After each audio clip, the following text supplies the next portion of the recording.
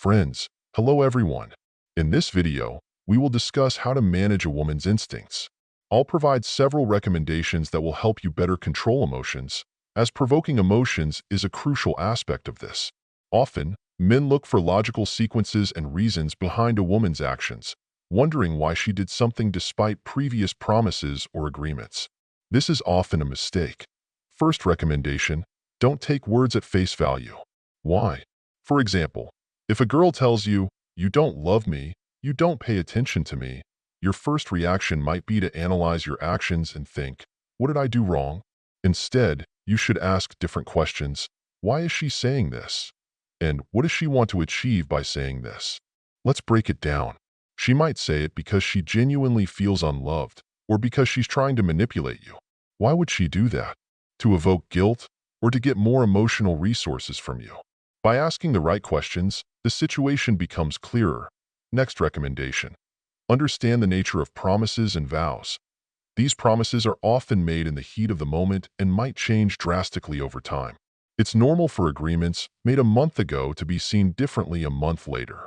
Men often rely on these promises, but they shouldn't.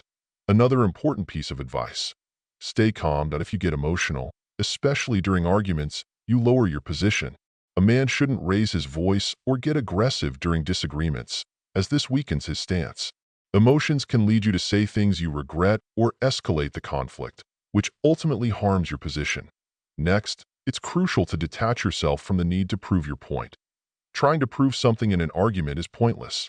Men often believe that if they explain their perspective, the woman will understand and agree, but this rarely happens. The goal of an argument isn't to reach a consensus, but to assert one's opinion. Therefore, proving your point is usually ineffective in conflicts. How should you act if proving something is futile?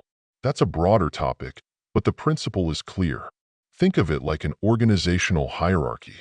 Does a boss argue with employees to prove something? No, the rules and consequences are clear. Similarly, in relationships, set clear boundaries and consequences for actions. Imagine if a workplace functioned like many relationships do, with employees rewarded for mistakes. Productivity would plummet. In relationships, the same logic applies. Set clear boundaries and consequences for behavior. This approach will naturally guide behavior without the need for emotional arguments. It's important to understand women's nature and how they function emotionally. Men often start with illusions about relationships, and when these are shattered, they swing to the opposite extreme, thinking all women are bad. The reality isn't about good or bad, but about managing the dynamics correctly. Men have a greater capacity for stress resistance, analysis, and overall control due to their nature. This gives them the ability to manage these processes effectively. However, a systemic mistake men make is not having a clear direction or purpose beyond relationships. When a man's primary focus becomes the relationship itself, it leads to problems. Relationships should be part of a larger mechanism in a man's life, not the central focus. If other aspects of life are in order, relationships will naturally fall into place.